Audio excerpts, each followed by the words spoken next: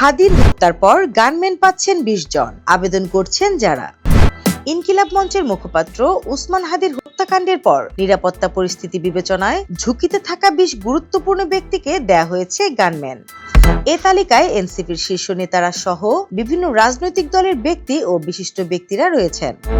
সোমবার ২২ ডিসেম্বর দুপুরে সচিবালয়ে আইন শৃঙ্খলা সংক্রান্ত কমিটির বৈঠক শেষে ব্রিফিংয়ে একথা বলেন স্বরাষ্ট্র উপদেষ্টা মোহাম্মদ জাহাঙ্গীর আলম চৌধুরী।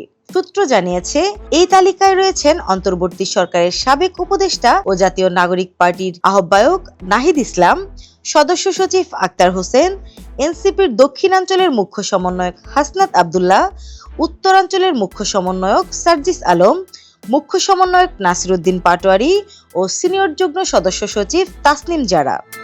গণ অধিকার পরিষদের সভাপতি নুরুল হক নূর, সাধারণ সম্পাদক রাশেদ খানও গানম্যান পাচ্ছেন বলে দলটির পক্ষ থেকে নিশ্চিত করা হয়েছে। এছাড়া বেশ কয়েকজন রাজনীতিক ও সংসদ সদস্য প্রার্থী গানম্যান ও অস্ত্রের লাইসেন্স চেয়ে আবেদন করেছেন। তাদের মধ্যে জামায়াতে ইসলামীর আমির শফিকুর রহমানের জন্য সার্বক্ষণিক গানম্যান ও বাসভবনের নিরাপত্তার জন্য সশস্ত্র পুলিশ সদস্য চেয়ে স্বরাষ্ট্র মন্ত্রণালয়ে আবেদন করা হয়েছে। নিরাপত্তা চাওয়া হয়েছে জাতীয় পার্টির chairman Anwar Hossain Manju, barrister Andalib Rahman Partha, liberal Democratic পার্টির সভাপতি কর্নেল অবসরপ্রাপ্ত অলি আহমদ, গণসংহতি আন্দোলনের প্রধান সমন্বয়কারী জোনায়েদ সাকি, ইসলামী আন্দোলন বাংলাদেশের মহাসচিব ইউনুস আহমেদ শেখ প্রমুখের জন্যও। স্নিগ্ধা আখি, দৈনিক নতুন সময়, ঢাকা।